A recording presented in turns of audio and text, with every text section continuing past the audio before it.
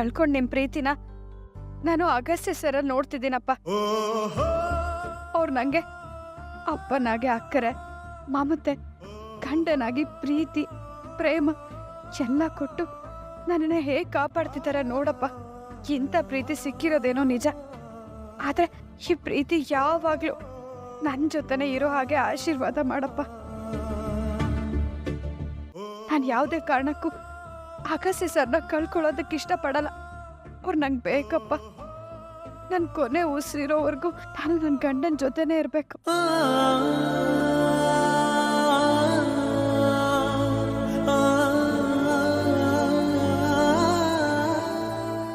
ನಾನು ಅವತ್ತು ಬೇಡ ಅಂದ ಮದುವೆಯಿಂದ ನಿಮ್ಮ ಜೀವನ ಬಿಡೋ ಹಾಗಾಗೋಯ್ತು.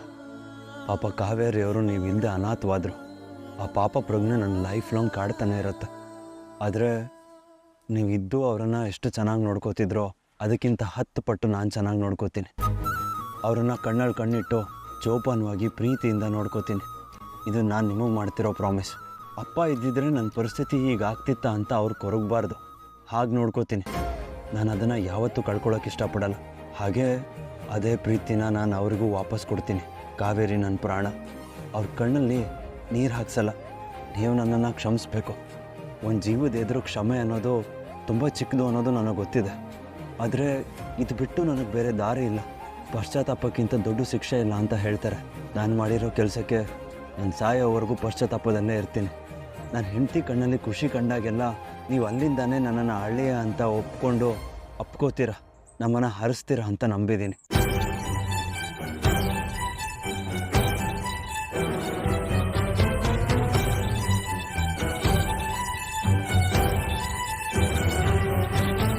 ಯಾವ ಭಯದ ನೆರಳು ನಿನ್ನ ನೆರಳ ತಾಕದು, ಭೂಮಿ ಸಿಡಿದು ಬಿಡಲಿ ನಿನಗೇನು ಆಗದು. ನಿಜದ ಪ್ರೀತಿ ನಮದು ಸುಳ್ಳೆಂದು ಸುಳಿಯದು, ಅಗಲಿಕೆ ಮರೆವಂತ ಹಗಲು ಬಂದೆ ಬರುವುದು. ಯಾರ ಮೊಗವೆ ನೋಡಲಿ ನಿನ್ನ ಮೊಗವೆ ಕಾಣುವೆ, ನಿನ್ನ ಸುಖವ ಕಂಡು ಸುಖವಾಗಿ ಸಾಯುವೆ. ಸಾವಿನಾಚೆ ಕೂಡ ನಿನಗಾಗಿ ಕಾಯುವೆ, ನೀನು ಸಿಗುವುದಾದರೆ ನಾನೇಕೆ ಸಾಯುವೆ. ನೀನು ಸಿಗುವುದಾದರೆ ನಾನೇಕೆ ಸಾಯುವೆ. ಇದೇನು ಹೆಂಡ್ತಿ ನೀವು? ಬರ್ಡೇ ದಿನ ಅಳಬಾರ್ದು ಅಂತ ಹೇಳಿದ್ದೀನಿ ತಾನೆ. ನೀವು ಹೀಗೆಲ್ಲ ಮಾಡಿದ್ರೆ ನಂಗೆ ನಿಜ ಬೇಜಾರಾಗತ್ತೆ. ಇಲ್ಲ ಸರ್, ಇದು ದುಃಖದಲ್ಲಿ ಬರ್ತಿರೋ ಕಣ್ಣೀರಲ್ಲ, ಸಂತೋಷದ ಕಣ್ಣೀರು. ಸಂತೋಷನ ಹೇಗೆ ಹೇಳ್ಕೋಬೇಕು ಅಂತ ಗೊತ್ತಾಗದೆ ಕಣ್ಣೀರು ರೂಪದಲ್ಲಿ ಆಚೆ ಬಂದಿರೋದಷ್ಟೇ. ಇದೇನು ಹುಡುಗಿರೋಪ್ಪ, ನೋವಾದರೂ ಅಳ್ತೀರ, ಸಂತೋಷ ಆದರೂ ಅಳ್ತೀರ. ಈ ದೊಡ್ಡ ಗಂಡು ಜೀವಕ್ಕೆ ಅದೆಲ್ಲ ಹೇಗೆ ಅರ್ಥ ಆಗಬೇಕು? ಮೊದಲು ನೀವು ಕಣ್ಣೀರು ಒರೆಸ್ಕೊಳ್ಳಿ. ಅಪ್ಪ ಅಮ್ಮನ ಮುಂದೆ ನಿಂತು ಹೀಗೆ ಕಣ್ಣಲ್ಲಿ ನೀರು ತುಂಬಿಕೊಂಡ್ರೆ ಅವ್ರಿಗೆ ಬೇಜಾರಾಗಲ್ವಾ? ಬನ್ನಿ, ಅವ್ರ ಆಶೀರ್ವಾದ ತೊಗೊಂಡು ಹೊರಡೋಣ.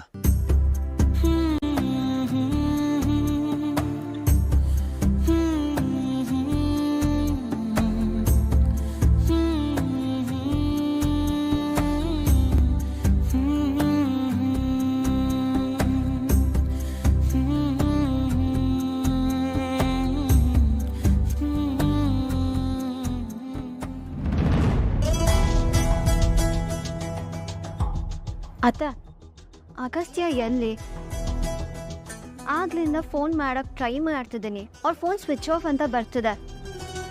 ಅವ್ರು ಎಷ್ಟೊತ್ತಿಗೆ ಬರ್ತಾರೆ? ಅವ್ರು ಎಲ್ಲಿ ಹೋಗಿದ್ದಾರೆ? ಅಗಸ್ತ್ಯ ಅತ್ತೆ ಜೊತೆ ಹೊರಗಡೆ ಹೋಗಿದ್ದಾನೆ ಅಂತ ಹೇಳಿದ್ನಲ್ಲ, ಇನ್ನೇನು ಬಂದ್ಬಿಡ್ತಾನೆ.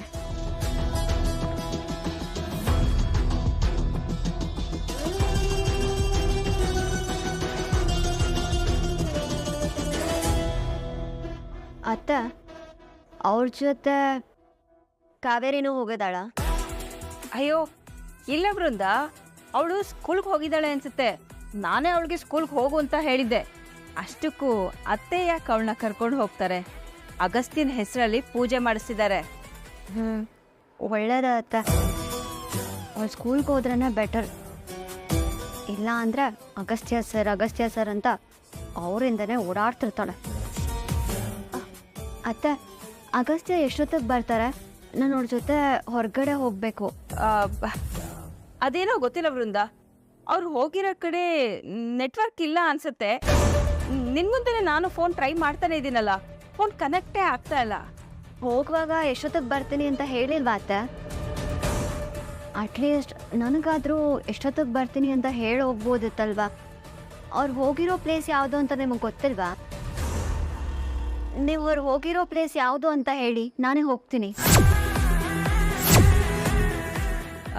ಅದು ನನಗೂ ಗೊತ್ತಿಲ್ಲ ವೃಂದ, ಯಾವುದೋ ಹೊಸ ಜಾಗ. ಅಗಸ್ತ್ಯ ಜೊತೆ ಕ್ವಾಲಿಟಿ ಟೈಮ್ ಸ್ಪೆಂಡ್ ಮಾಡ್ಬೋದು ಅಂತ ಅಂದ್ಕೊಂಡೆ ಅತ್ತೆ. ನೋಡಿದ್ರೆ ಬೆಳಗ್ಗೆನೆ ಮೂಡ್ ಆಫ್ ಆಗೋಯ್ತು. ಅಷ್ಟಕ್ಕೆಲ್ಲ ಬೇಜಾರು ಮಾಡ್ಕೊಂಡ್ರೆ ಹೇಗೆ ವೃಂದ? ಒಂದು ಕೆಲಸ ಮಾಡು, ನೀನು ವಿವೇಕ್ ಜೊತೆ ಹೋಗಿ ಶಾಪಿಂಗ್ ಎಲ್ಲ ಮುಗಿಸ್ಕೊಂಡು ಬಾ. ಅಷ್ಟರಲ್ಲಿ ಅಗಸ್ತ್ಯ ಬರ್ತಾನೆ, ಆಮೇಲೆ ನೀವಿಬ್ರು ಜಾಲಿಯಾಗಿ ಹೊರಗಡೆ ಸುತ್ತಾಡ್ಕೊಂಡು ಬರೋರಂತೆ. ಬೇಡ ಅತ್ತೆ, ಅವ್ರು ಬರೋವರೆಗೂ ನಾನು ವೆಯ್ಟ್ ಮಾಡ್ತೀನಿ. ಅವ್ರು ಬರೋದು ತುಂಬ ಲೇಟ್ ಆದರೆ ನಾನು ಬ್ರೋಕ್ ಕಾಲ್ ಮಾಡ್ತೀನಿ. ಹಾಗೆ ಮಾಡು.